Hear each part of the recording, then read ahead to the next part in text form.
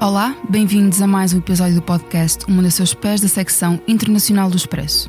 Eu sou a Mara Tribuna e hoje vamos falar sobre a guerra na faixa de Gaza entre Israel e o Hamas. Já passaram mais de 2 meses desde que as forças israelitas quebraram o cessar-fogo no enclave palestiniano e continua sem haver grandes perspectivas de que as duas partes cheguem a um consenso para voltar a pousar as armas. Ainda antes do fim das tréguas, Israel bloqueou a entrada de ajuda em Gaza a 2 de março. Este cerco fez com que a situação humanitária se degradasse ainda mais. Com os ataques contínuos e o flagelo da fome, o número de mortes não para de aumentar. Para nos falar sobre este assunto, temos connosco hoje Joana Ricarte, professora da Universidade de Coimbra, especializada em assuntos do Médio Oriente. Obrigada por ter aceitado o nosso convite, Joana. Obrigada, Mara, é um gosto. A edição técnica deste episódio é de João Luís Amorim. Subscrever o Expresso é ter acesso à melhor informação, a uma vasta oferta de conteúdos exclusivos e à opinião de referência. Subscrever o Expresso é tornar-se membro do nosso clube, poder ser voz ativa de uma comunidade informada e beneficiar de vantagens exclusivas. Subscreva o Expresso em expresso.pt/digital. Expresso. Liberdade para pensar. A primeira fase do cessar-fogo esteve em vigor entre 19 de janeiro e 2 de março. Só que Israel e o Hamas não chegaram a um acordo sobre a etapa seguinte. E a 18 de março, as tropas israelitas retomaram os combates. A decisão foi justificada pelo primeiro-ministro Benjamin Netanyahu com a necessidade de libertar os reféns ainda cativos. Desde então, os ataques não têm parado, pelo contrário, têm-se intensificado. Joana, quero começar por perguntar, 2 meses depois e sem negociações produtivas à vista, já passamos de uma pausa nas tréguas ao reinício do conflito? Claramente sim, inclusive a pausa foi, a própria trégua foi o cessar-fogo, ou seja, quando nós assistimos o entrar em vigor de um cessar-fogo que vinha a ser negociado naquele formato, com aquela fórmula há mais de um ano. De facto, aquela fórmula havia sido apresentada ainda pela administração de Joe Biden em maio de 2024 no Conselho de Segurança das Nações Unidas, inclusive recolhendo uma unanimidade do ponto de vista da aceitação dessa implementação. O facto de que houve esse desbloqueio na altura da entrada do presidente Donald Trump na Casa Branca foi claramente uma concessão de Benjamin Netanyahu a um presidente que poderia vir a ser ainda mais próximo das suas posições e talvez mais conivente com o objetivo já de longo prazo de anexação dos territórios. E de facto, naquela altura, Benjamin Netanyahu aceita o acordo de cessar-fogo a declarar 2 coisas. A primeira, que reserva para si o direito de a qualquer momento retomar as hostilidades se considerar que é necessário. Portanto, um acordo que era suposto ter sido em 3 fases, sempre foi declarado unilateralmente por um dos lados que pararia na fase 1, com a devolução de grande parte dos reféns e que retomaria a guerra. Exato. E a outra questão que também é importante de contar nesse caso isso poderia levar a uma queda do governo. De facto, Itamar Ben-Gvir, um dos seus ministros de extrema-direita que suporta o governo, uma coalizão que tem 64 deputados no Knesset de 120, portanto, que depende do apoio desses extremistas para se manter no poder. Ben-Gvir não tinha capacidade de derrubar o governo, mas disse mesmo que não retornaria ao governo e derrubaria o governo se não houvesse retomada a guerra, sendo que em março também era a altura da aprovação do Orçamento de Estado de Israel. Portanto, toda essa trégua sempre foi temporária, o cessar-fogo era temporário, o conflito nunca acabou, a guerra nunca acabou e, de facto, o que nós estamos a assistir é precisamente isso. Exato. E houve também aqui claramente motivações políticas para retomar a guerra. E ambos os lados têm linhas vermelhas, por exemplo, o grupo islamita palestiniano quer a retirada do exército israelita de Gaza, enquanto Tel Aviv quer o desarmamento de todas as facções armadas, incluindo o Hamas, obviamente.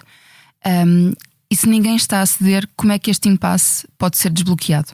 Bom, eu tenho dificuldade de olhar para isso de forma simétrica em termos de cedência, porque de um lado nós estamos a falar de um movimento terrorista e não vale a pena não utilizar as palavras corretas. Claro. Nesse sentido, o Hamas não só aterroriza a população da faixa de Gaza há anos, como também nós assistimos às suas ações no 7 de outubro de 2023 e se tínhamos qualquer dúvida, agora é inegável que o Hamas, embora, também é importante referir, seja um movimento constituído num contexto de ocupação, de colonialismo de assentamento, de repressão, de controlo e de tudo que nós assistimos há décadas, há 75 anos, nos territórios palestinianos ocupados.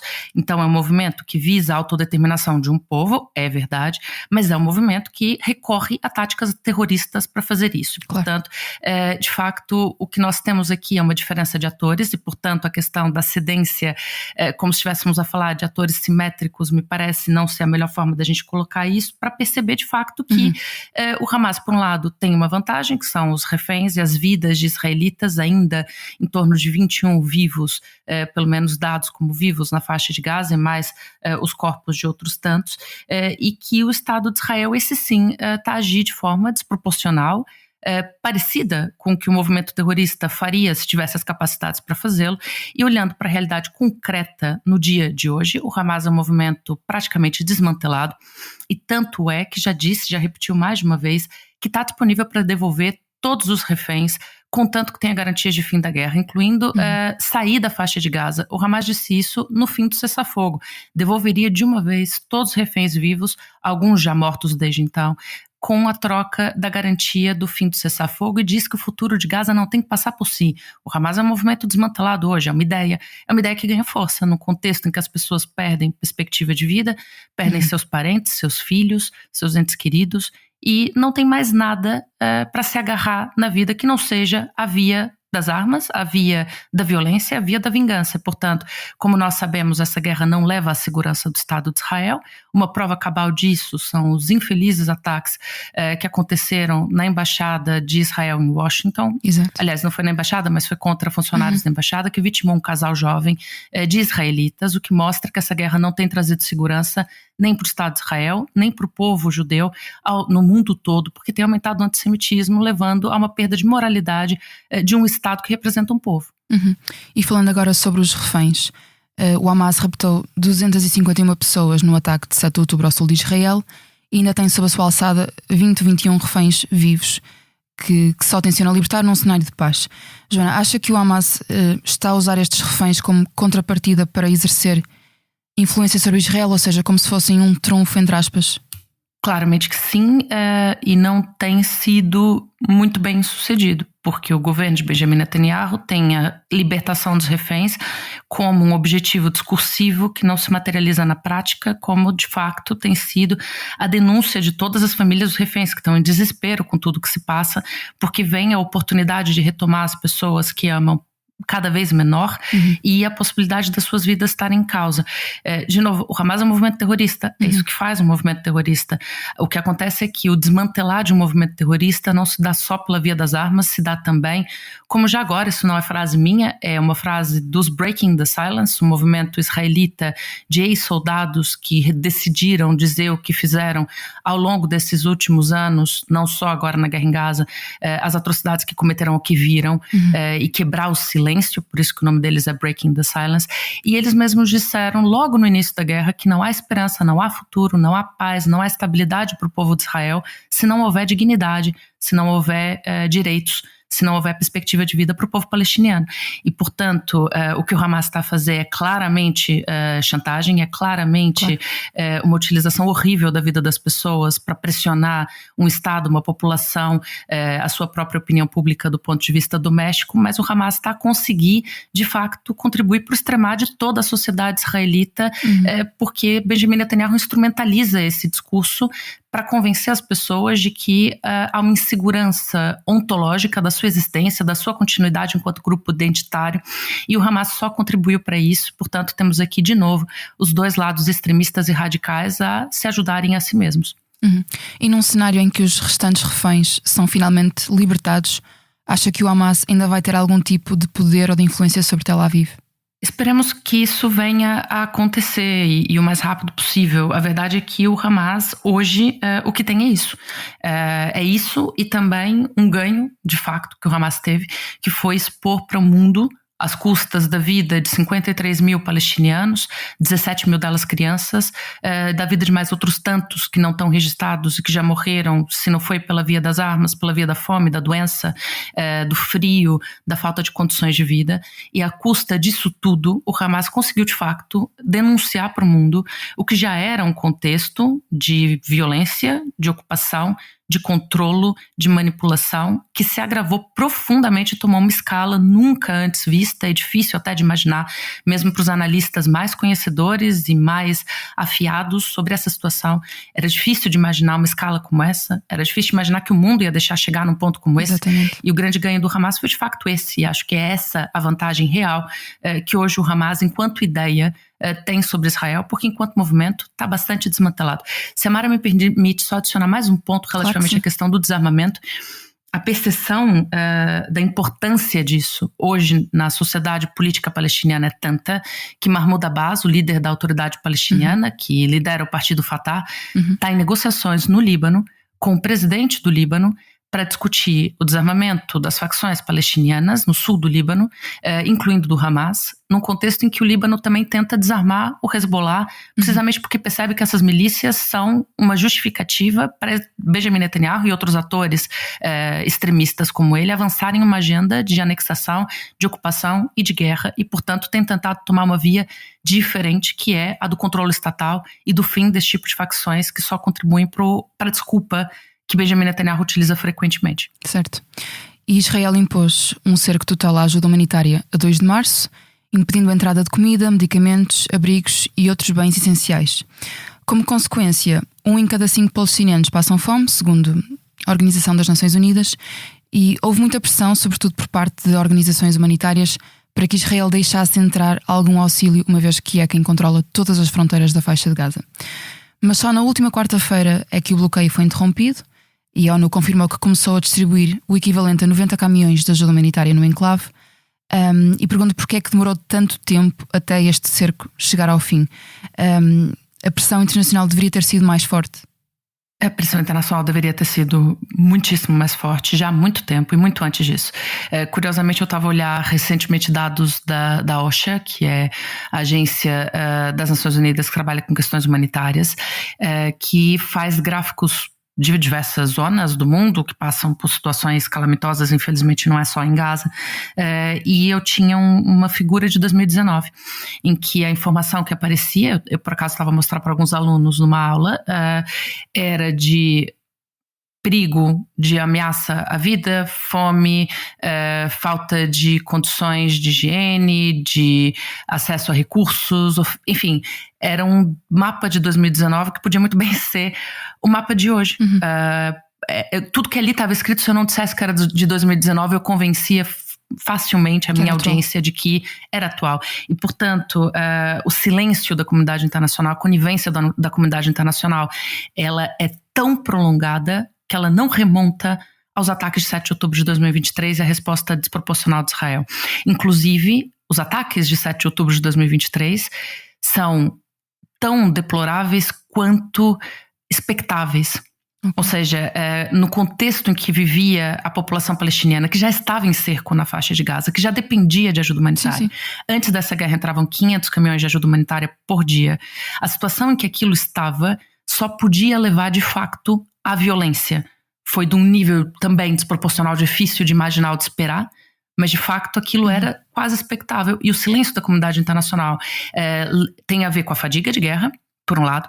Por outro lado, com as nossas próprias memórias traumáticas do Holocausto, da Inquisição, de 2000 anos de perseguição de um povo que também, a dada altura, no século XX, nos traz um sentimento imenso de culpa e que levou a que diversos países ficassem em silêncio. O perigo aqui é que isso se inverta. E, de facto, não é vantajoso para ninguém, nem para os palestinianos, nem para os judeus e nem para a nossa própria moralidade. E foi isso que nós assistimos nesses últimos 10 meses, juntamente com um contexto de profunda desordem global, em que há outras tantas coisas acontecerem em simultâneo, desde uma revolução autoritária nos Estados Unidos, que eu digo sem qualquer dúvida, sem qualquer tipo de, enfim, robustez conceptual, até o que se passa na Ucrânia, em outros cenários do mundo, outros conflitos a se reavivarem, a questão do armamento europeu, do desmantelamento potencial da NATO, ou seja, tudo isso também, obviamente, contribui para a dispersão de atenções. E agora, a forma como a comunidade internacional finalmente reage é pouca, é leve, não é suficiente, não vai parar a catástrofe humanitária. Como a Mara referiu, 90 caminhões de ajuda, a ONU tem dito, é uma gota de água no oceano de necessidades. Claro. E, portanto, continuamos a ter aqui uma alteração discursiva importantíssima, mas que não reflete em prática. A catástrofe se mantém e tende a se aprofundar.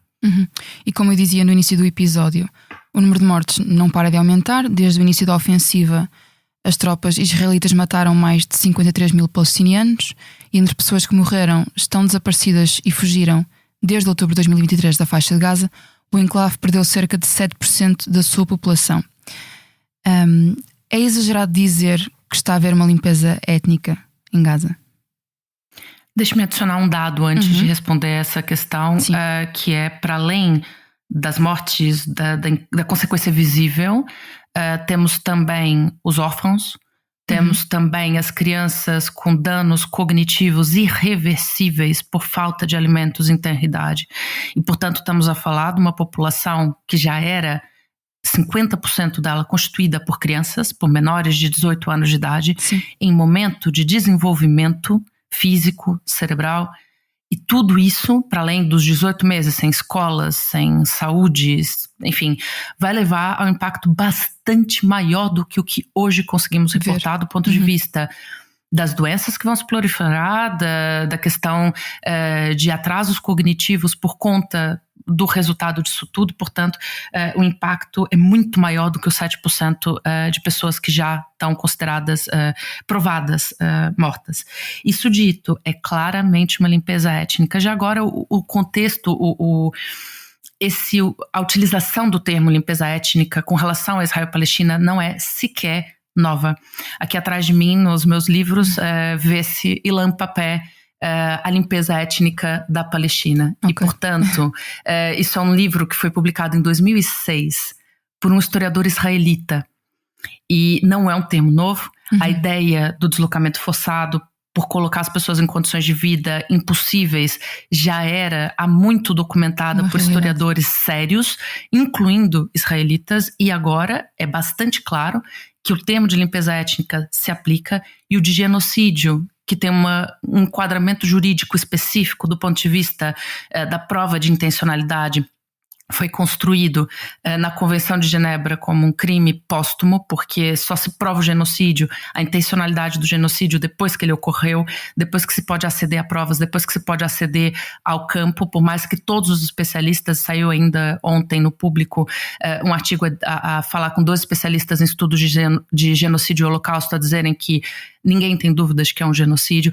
O problema todo é que, do ponto de vista político, a prova disso vai implicar Israel abrir as fronteiras, deixar entrar observadores internacionais independentes, deixar entrar mídia independente. Como isso não acontece, do ponto de vista político, ainda não podemos dizer genocídio por A mais B. Do ponto de vista societal, acadêmico, é mais do que óbvio, estamos a falar de um genocídio. Ok, pois, ou seja, no futuro, apesar de agora ainda não podermos provar por causa das razões que mencionou, não há dúvidas de que, quando for possível provar, que certamente isso será. No futuro, quando nossos filhos estudarem o século XXI no secundário, o livro de história vai dizer o genocídio palestiniano. Não tenho dúvida. Ok. E quase a terminar, o governo israelita fala sem grandes rodeios sobre o destino de Gaza. O ministro das Finanças disse no início do mês que a vitória de Israel significava a destruição total do território, enquanto o primeiro-ministro Benjamin Netanyahu avisou na semana passada que iam controlar toda a faixa. Quando é que Israel vai parar? Todas essas declarações de intenção, já agora, explícitas, já nem vergonha existe. Israel vai parar quando algum ator com capacidade de facto de influência sobre Israel, nomeadamente os Estados Unidos, pararem de enviar armas, pararem de enviar apoio econômico. É claro que estamos a falar aqui de uma situação que também é arriscada, não é mentiroso, não é de todo falacioso que existe uma ameaça regional. Agora, Israel é a única potência nuclear da região. Israel tem o exército mais bem equipado da região. Quem tinha qualquer dúvida sobre isso viu o ataque dos pagers em setembro do ano passado contra a liderança do Hezbollah, com um aperto de um botão, Isso não era novo, isso foi uma infiltração numa cadeia de distribuição muito anterior a 2023, de novo, não é novo. Com o apertar de um botão, o governo de Benjamin Netanyahu, e eu digo o governo de Benjamin Netanyahu porque não são os israelitas que vivem com medo e que são manipulados para acreditarem que o seu medo é real e que o medo de extinção do Estado de Israel é real, e acreditam. E é importante a gente referir isso e nunca tomar parte pelo todo, porque não é o todo. As pessoas ali vivem com medo num Estado securitário, que sempre foi securitário também. E, portanto, o risco para o Estado de Israel, esse risco é discursivo, mas é claro que a interrupção do envio de apoio, de ajuda, de dinheiro e etc., que sustenta essa guerra num Estado de 10 milhões de pessoas, tem suas implicações. E é uma decisão difícil de se tomar, mas se não for tomada, o governo de Benjamin Netanyahu não vai parar. Ele só para enquanto ele puder se manter no poder e tiver garantias de que não vai ser preso pelos seus processos de abuso de poder e de corrupção anteriores também a essa guerra de 2019. Benjamin Netanyahu sabe que quando a guerra acabar, pode ir preso. Os extremistas da sua coalizão, Itamar Ben-Gvir, Bezalel Smotrich, seus ministros e membros de partidos fundamentalistas ortodoxos religiosos, assim como o islamismo religioso, ou seja, paralelo do ponto de vista da ideologia, esses também não querem parar. Eles querem anexar toda a Palestina histórica, querem se livrar das pessoas que lá estão. E, portanto, tem que haver aqui responsabilização, tem que haver o fim da impunidade. Ainda no dia de ontem dizia isso uma representante da Dinamarca, penso eu que numa reunião da ONU. Não há qualquer tipo de responsabilização enquanto não se garantir que a impunidade desse tipo de líderes vai marcar a política internacional. Eles não param. Nós vamos ver de facto a expulsão das pessoas da faixa de Gaza e não esqueçamos, isso continua a acontecer também na Cisjordânia. Sim. Foi isso que nós assistimos essa semana, quando membros de uma delegação diplomática, membros do corpo diplomático, incluindo o embaixador de Portugal, que é representante no escritório de representação de Ramallah, e o do Brasil, e representantes da União Europeia, mais de 20 diplomatas passaram por uma situação de susto na Cisjordânia, ao pé do campo de refugiados de Jenin, porque estavam indo assistir precisamente um processo que já se começa a chamar de gasificação do campo de refugiados de Jenin. Portanto, tudo isso nos mostra, inclusive, que não é só na faixa de Gaza, que é onde a gente mais noticia. Também em Jenin as pessoas foram expulsas das suas casas, também estão a demolir casas, como já faziam, mas agora ainda com mais intensidade, porque a gente está a olhar muito para a faixa de Gaza e ninguém fala do que se passa na Cisjordânia. É verdade. E por último pergunto-lhe, e olhando mais para o futuro, que países é que poderão eventualmente ajudar a mediar o fim da guerra? Falávamos há bocadinho dos Estados Unidos, se podem ser aqui o país mais importante. Eu diria que a questão já não é mediação. O Hamas já se comprometeu a devolver todos os reféns de uma vez se houver garantias do fim da guerra, e disse até que não considera que o futuro de Gaza pode passar por si. Sim. Portanto, o que nós temos aqui é, de novo, a questão da responsabilização e do fim da impunidade. O que importa é saber quais países que vão agir para parar essa catástrofe humanitária. De facto, temos vários atores regionais cada vez mais com capacidade de intervenção, incluindo a Arábia Saudita, sendo que Donald Trump, na sua primeira visita internacional oficial, para além do funeral do Papa, que foi inesperada, foi a Arábia Saudita, onde recebeu imenso dinheiro. Donald Trump só fala a linguagem do dinheiro, e nesse contexto chegou inclusive a levantar sanções contra a Síria, que foi uma ação inédita, a falar diretamente com o presidente da Síria, que ainda é classificado como terrorista por diversas organizações internacionais. Portanto, parece que houve aqui uma compra dessa ação por parte da Arábia Saudita, que pode vir a influenciar também os Estados Unidos a uma mudança de posição com relação a isso. E, de facto, os países europeus têm também um papel, porque a União Europeia é o maior parceiro comercial de Israel, 30% das suas exportações, tem um acordo de livre comércio com Israel, só que todas as ações que nós vimos até agora por parte dos nossos líderes são no sentido de suspender acordos futuros, pensar na renegociação de alguns artigos, de alguns tratados, ou seja, não é nada de facto efetivo. Há o facto também da criminalização do terrorismo de assentamento na Cisjordânia e do sancionar os indivíduos que agem com violência contra os palestinianos, que queimam suas casas, que matam seus filhos. Isso é importante. Joe Biden já tinha feito e Donald Trump revogou. Agora, isso não é suficiente, não vai ser suficiente, e de facto parece cada vez mais que a solução para isso é que a sociedade civil se mobilize, diga para os seus governos que essa postura tem que acabar e que faça isso com responsabilidade, que não faça isso a isolar os israelitas, que não faça isso a boicotar os israelitas e as suas instituições, que perceba que isso é uma questão de política estatal que impacta sim uma sociedade que cada vez mais aceita a solução da anexação, mas aceita porque tem um discurso, tem um controle, tem uma propaganda. A gente admite que há uma propaganda russa no território russo. Temos que perceber que também há em Israel, claro, onde as televisões estatais não passam o que se passa em Gaza e onde as pessoas preferem não olhar para aquilo porque consideram que tem um risco existencial constante por uma responsabilidade histórica que também é nossa, por conta do Holocausto, por conta da Inquisição, por conta de toda a perseguição que já aconteceu. Portanto, temos aqui um problema de bola de neve, que é também nossa responsabilidade moral e que temos que saber agir com muita coerência, nunca separando, sempre separando o povo judeu do que tem sido as ações desse Estado e trazendo essas pessoas de volta para a moralidade, de volta para os valores que também fazem parte da construção do seu próprio Estado, percebendo que há aqui um caminho conjunto possível de se traçar. Completamente. Muito obrigada, Joana Ricardo, por ter aceitado o nosso convite e obrigada também ao João Luís Amorim pela edição técnica. Na próxima segunda-feira haverá outro episódio do Mundo a Seus Pés com outros protagonistas e assuntos. Até lá.